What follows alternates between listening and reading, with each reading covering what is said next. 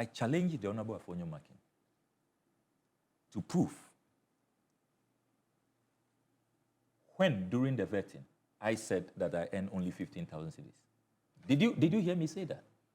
Well, and the majority leader, Honorable Ayariga, addressed this on the floor, you recall, where he said that, look, MPs, we know how much we earn.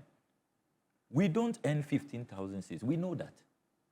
Honorable Mahama Ayariga said that. At no point during my vetting did I say that I earn 15,000. We all know how much MPs earn. It is not 15,000 cedis. And in this discussion, what the Honorable Afenyo-Markin has also failed to tell the Ghanaian people is that MPs receive rent allowance.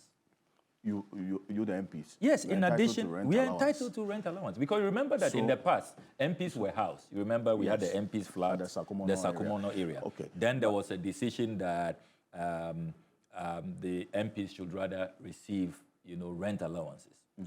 So in addition to base pay, we have, rent allowances and other allowances. So is that what you're using to pay for the airport hills where you are living? Absolutely. You see, I have heard them engage in all kinds of illogical attacks.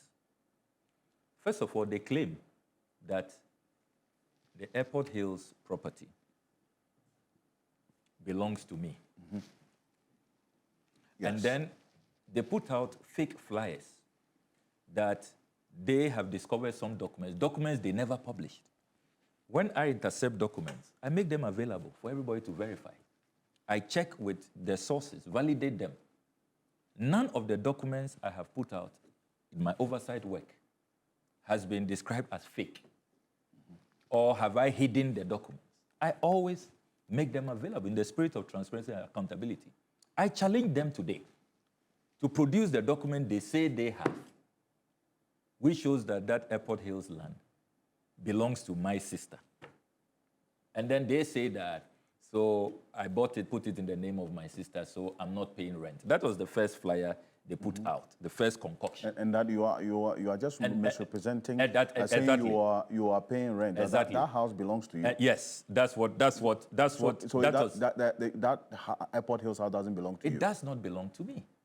It does not belong. And you see, I'm surprised at the level of sloppiness. Look, if I was on the minority side, and we say we have targeted this gentleman, my only crime in this is that I'm doing oral work. President Mahama says I should chair oral. And because of the work I did in saving this country billions and billions of cedis and dollars, protecting our state assets, that's my crime. So they made me a target. I should not go through vetting. With their micro-minority numbers, they say they will stampede my vetting and they will punish me because I sought to fight corruption and protect state assets. I campaigned against state capture. I have sponsored a private member's bill, which I call the Public Assets Protection Bill, saying that politically exposed persons should not be allowed. They should be prohibited from purchasing state assets. These are my crimes. Mm-hmm. These are my crimes.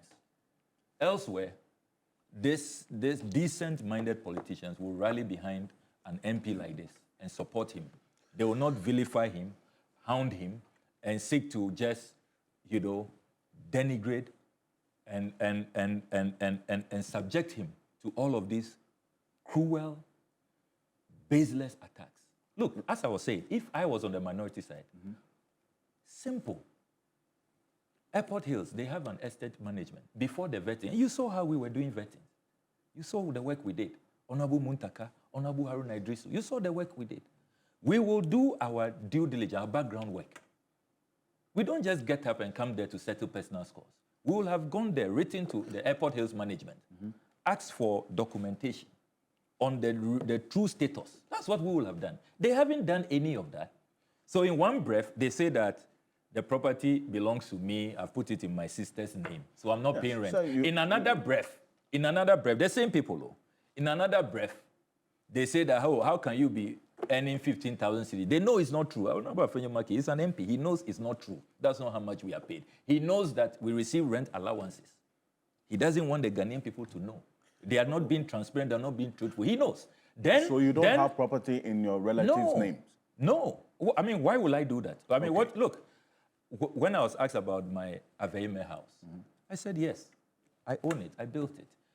If you look in my asset declaration, and I was going to do that, you remember the chairman said that the asset declaration law, you declare your assets with the Auditor General. You remember? And I have the verbatim report here from the proceedings of Friday, 31st January. If you go to page 132, the chairman stopped me that we have an asset declaration law in our country.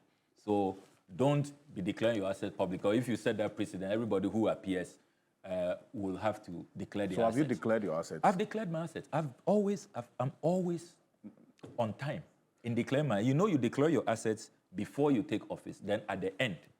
Yes. And I thought that they could even have I told them that, look, you can even go to the Auditor General and ask for, if the committee so desires, ask for a copy of my asset declaration. So as I was saying, the same people, the inconsistency, the illogicality, and they don't credit Ghanaians with common sense. One breath, he owns the thing. He's put in his sister's name. He's not paying any rent. In another breath, you say that, oh, he earns 15,000 cedis and he's paying rent, and I've heard all kinds of outrageous figures,